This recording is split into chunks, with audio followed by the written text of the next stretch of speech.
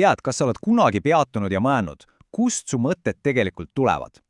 Füüsik David Bohm pakkus välja ühe, päris radikaalse idee, mis võib muuta absoluutselt kõike, mida sa arvasid oma mõistuse kohta teadvat. Vaatame koos lähemalt ja uurime, kas sinu mõtted on ikka tõesti sinu omad. Okei, alustame millestki, mida me kõik ju tunneme. Bohm juhib tähelepanu sellele, et maailm on justkui pidevalt kriiside küüsis, mis lihtsalt ei paista kunagi lahenevad. Ükskõik, mida me ka ei teeks, probleemid ei kao kuhugi, vaid pigem tundub, et neid tuleb aina juurde. Kas pole tuttav tunne? Ja see viibki meid ühe väga olulise küsimuseni. Kui me nii siiralt ja pidevalt üritame maailma paremaks muuta, siis miks me ikka ja jälle läbi kukkume? Mis on selle lõputu konflikti ja segaduse tegelik, sügavam allikas? Ja siit tulebki Bohmi, ütleme ausalt, päris šokeeriv diagnoos. Tema väitel pole probleem üldsegi väline. Allikas on meie enda mõtlemine. See on natuke nagu püüda tuld kustutada bensiiniga. Seesama tööriist, mida me peame lahenduseks, ongi tegelikult probleemi looja. Aga okei, et sellest kõigest aru saada, peame me kõigepealt täielikult ümber mõtestama, mis asi see mõte üldse on. See pole see, mida sa arvad. Ja siin teebki Bohm ühe üliolulise vahe. Üks asi on mõtlemine, see on elav, loov protsess, mis toimub siin ja praegu. Aga mõte on midagi hoopis muud. See on mineviku kaja, mälust pärit salvestuse automaatne taasesitus ja mis on siin see konks? Suur osa sellest, mida me peame oma värskeks mõtlemiseks, on tegelikult lihtsalt vana mõte, mis ennast jälle ja jälle kordab.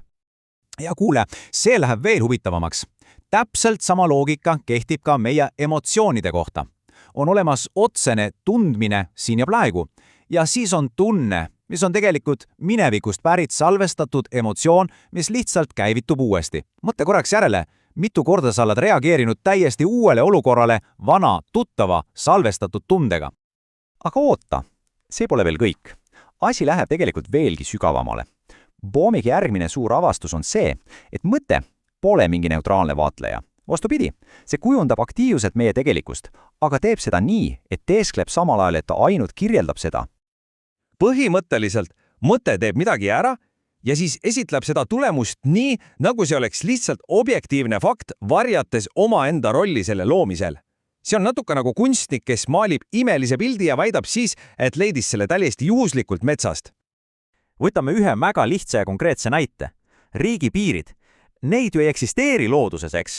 Need on lihtsalt jooned kaardil, mille mõte on välja mõelnud, kuid me kohtleme neid kui fundamentaalseid käega katsutavaid reaalsusi, mille nimel inimesed on valmis sõdima ja surema, täiesti unustades, et me ise lõime need.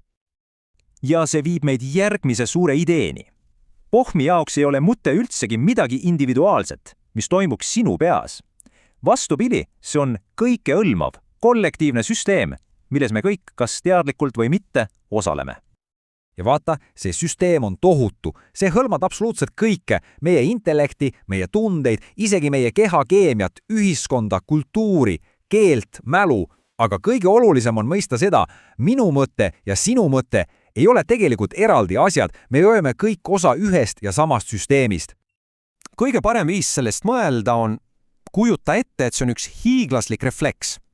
Täpselt nii, nagu su põlv reageerib arsti haamrilöögile täiesti automaatselt, reageerib ka meie mõttesüsteem erinevatele päästikutele, automaatselt, ettenäevatavalt ja ilma igasuguse teadliku valikuta. See on lihtsalt programmeeritud vastus. Aga nagu iga süsteemil, on ka sellel oma viga. Või fundamentaalne rikk. Bohm nimetab seda püsivaks ebajärjekindluseks ja just see ongi kogu meie konflikti ja kannatuste tegelik allikas. Okei, mis see siis tähendab? See toimib umbes nii. Mõte tekitab mingi probleemi, aga ei saa ise arugi, et ta seda tegi, ja siis selle asemel, et oma osalust märgata, hakkab ta võitlema just nende tulemuste vastu, mille ta ise lõi. See on lõputu nõiaring, kus me oleme samaaegselt nii süütaja kui ka tuletõrjuja. See on ju täpselt see, mida me pidevalt teeme, eks ole. Me tekitame aktiivselt probleeme oma teadmatute mõtteprotsessidega ja siis samal ajal üritame teadlikult lahendada täpselt neid samu probleeme. Pole siis ime, et me eriti kaugele ei jõua. Teeme selle veel selgemaks ühe väga isikliku näitega. Kujuta ette, et sulle meeldib, kui sind meelitatakse. See tekitab hea tunde. Selle tulemusena lood sa endas automaatse refleksi, mis on meelitajate suhtes avatud ja vastuvõtlik. Kui see inimene sind siis hiljem alt veab, oled sa haavunud ja süüdistad teda. aga sa ei näe seda, kuidas sinu enda refleks, sinu iha selle meeldiva tunde järele, lõi tegelikult tingimused, mis selle tulemuseni viisid. See ongi ebajärgikindlus tegevuses. Nüüd sa kindlasti küsid, et okei, kas siit on üldse mingit väljapääsu? Bohmi sõnul on, aga lahendus ei seisne mõtte parandamises või kontrollimises. See seisneb selle hoopis teisel viisil vaatlemises. Ja Bohm pakub välja midagi, mida ta nimetab mõtte propriotseptsiooniks.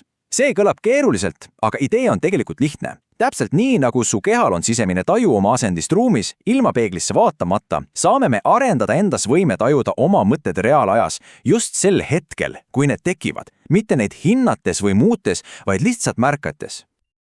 Ja just siin peituksid see kõige olulisem muutus. Eesmärk ei ole paremini mõelda või saada oma mõtete meistriks. Eesmärk on näha neid sellega, mis nad tegelikult on, suure kollektiivse süsteemi automaatsed ja ebaisiklikud refleksid. See on radikaalne pööre enesearendamiselt puhtale hinnanguteta teadlikkusele. Nii et ma jätan sind ühe mõttega. Proovi seda, lihtsalt pööra tähelepanu oma järgmisele mõttele. Küsi endalt, on see tõeliselt minu oma, minu originaallooming või on see lihtsalt süsteem, mis taasesitab vana salvestust? Ainuüksi see küsimus võib olla vabaduse algus.